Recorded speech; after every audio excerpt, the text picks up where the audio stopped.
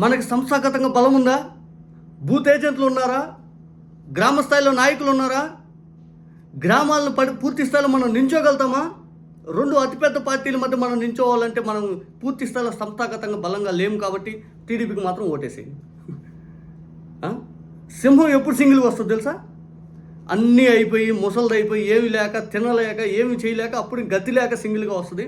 అది 5 అని చెప్పి జగన్ గారిని పవన్ కళ్యాణ్ గారు ఎన్నికల ప్రచారంలో మాట్లాడటం.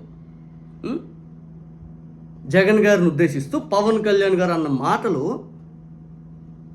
అసలు ప్రపంచం మొత్తం పవన్ కళ్యాణ్ గారు ఏందాయా మీరు అసలు పార్టీ పెట్టి 3వ ఎలక్షన్ అవుతుంది, 3వ ఎలక్షన్ కూడా టీడీపీకి మద్దతు ఇవ్వాలని బలంగా పోరాడి మీ వాళ్ళందరూ మోసం చేశారు. ఇంకా ఇక్కడి నుంచి ఇంకో 3 ఎలక్షన్లు టీడీపీ కోసం పోరాడతాను. 15 ఏళ్ళు అంటా ఉన్నారు.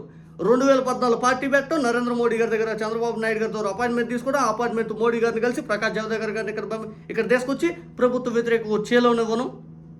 చంద్రబాబు నాయుడు గారు అనుభవం ఉన్న వ్యక్తి, ఆయన ముఖ్యమంత్రి కావాలా. 2019లో కాపులందరూ చంద్రబాబు నాయుడు గారి మీద యాంటీ ఉంటే జగన్ గారి వైపు మళ్ళకూడదని చెప్పి పూర్తిగా ఈ కాపులన్నీ పవన్ కళ్యాణ్ గారికి ఓట్లు పడాలని చెప్పి ఇక్కడ దళిత ఓట్ బ్యాంక్ అంతా జగన్ గారి దగ్గర నుంచి చీల్చేసి జగన్ గారిని ఓడించాలన్న ఆశయంతో చంద్రబాబు నాయుడు గారి ఆదేశాలతో బీఎస్పీ మాయావతి గారిని తీసుకొచ్చి బెహన్జీ ప్రధానమంత్రి అని చెప్పి మాయమాటలు అని చెప్పేసి పూర్తి స్థాయిలో జగన్ గారి పైన ద్వేషంతో మళ్ళీ 2వ ఎన్నిక కూడా చంద్రబాబు నాయుడు గారిని గెలిపించాలని తాపత్రయంతో ఒక్క బోర్ల పడ్డారు.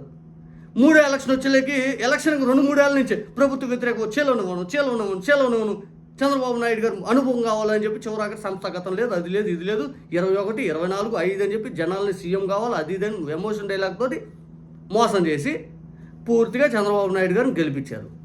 మీ ఆలోచన విధానం విజయ్ గారిని చూశాక అబ్బా సినిమా వాళ్ళపైన ఇన్ని రోజులు పబ్లిక్ పెట్టుకుని ఇంప్రెషన్ ఇంత పటాపచ్చం చేశాడా అనిపిస్తుంది.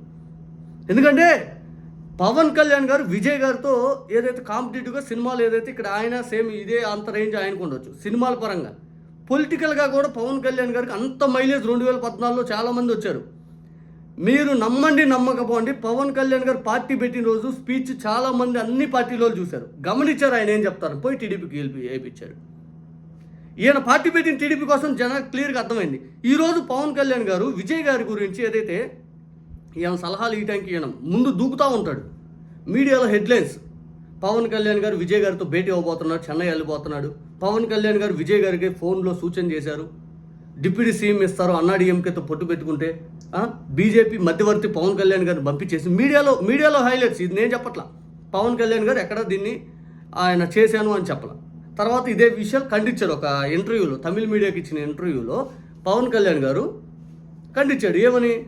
విజయ్ గారికి ఏదైతే ఆయన రాజకీయ విధానం అయింది, మా అన్నది వేరు నాది వేరు, నేను అట్లా సలహాలు ఏమి ఇవ్వను, విజయ్ కష్టపడతాడు అని చెప్పి విజయ్ గారి గురించి అన్నాడు. కానీ పవన్ కళ్యాణ్ గారు అంతర్లీనంగా ఏఐడిఎంకే విజయ్ గారికి 90 సీట్లు ఆఫర్ చేసి డిప్యూటీ సీఎం చేయాలని వాళ్ళు ఆలోచించారు. కానీ ఈరోజు సీఎం అయి కూర్చున్నాడు, ఒంటరిగా పోటీ చేస్తాడు సింగిల్గానే. ఆయనకి సంస్థాగత ఎన్నికలు ఆయనకు బలం లేదే, బూత్ లెవెల్ కమిటీ ఆయనకి లేదే, గ్రామస్థాయిలో నాయకులు లేరే, ఓటర్ అన్నాడు. ఆ ఓటర్ నిల్చోబెట్టాడు. మీరు మీ వాళ్ళని మోసం చేశారు. విజయ్ గారు 2 ఏళ్ళు, మీరు 12 ఏళ్ళు పార్టీ పెట్టి ఇప్పటికి కూడా గ్రామస్థాయి నాయకులు లేరు, బూత్ కమిటీలు లేవు, సంస్థాగతంగా బలం లేదు. టీడీపీ 15 ఏళ్ళు ఈ గుద్దులాటలో సరిపోయింది. మీరు పార్టీ పెట్టి టీడీపీ కోసం జనాలకు అర్థం అవ్వాలా, జనాలు క్లియర్ కట్గా తెలిసిపోయా. మీరు పార్టీ పెట్టి అసలు పవన్ కళ్యాణ్ గారి వ్యూహం పబ్లిక్ అర్థమైపోయింది. ఈ రోజుతో విజయ్ గెలుపుతోటి పార్టీ పెట్టి 2 ఏళ్లలోనే అధికారంకి వచ్చి సీఎం అవుతున్నాడు. 12 ఏళ్ళు అయినా ఇంకా 15 ఏళ్ళు, ఇంకా 15 ఏళ్ళు చంద్రబాబు, ఇంకా 15 ఏళ్ళు టీడీపీ సంస్థాగతంగా బలంగా ఏం విజయ్కి ఉందా? సంస్థాగతంగా ఏం బూత్ ఏజెంట్లు విజయ్కి ఉన్నాడా? 2 ఏళ్ళలో ఆయన ఎట్లా ప్రూవ్ చేసుకున్నాడు? 12 ఏళ్ళైనా ఇంకా మీరు ఎందుకు ప్రూవ్ చేసుకోలేదు? మీరెందుకు ఆ దిశగా అడుగులేయట్లేదు? అఫ్కోర్స్ మీరు బలపడితే టీడీపీ బలహీనపడింది. సో మీ పార్టీ బలపడినా టీడీపీ గెలవాలి ఆ ఆలోచనతో ఓటర్ని అట్రాక్ట్ చేస్తే టీడీపీని గెలిపిస్తారు. అసలు అబ్బో మీ మ్యానిపులేషన్ చూడాలరా నాయనో, మీ నటన, మీ హావభావాలు పబ్లిక్లోకి వచ్చి సుగాలి ప్రీతి అంటారు, అదంటారు, 33,000 అమ్మాయిలు అంటారు.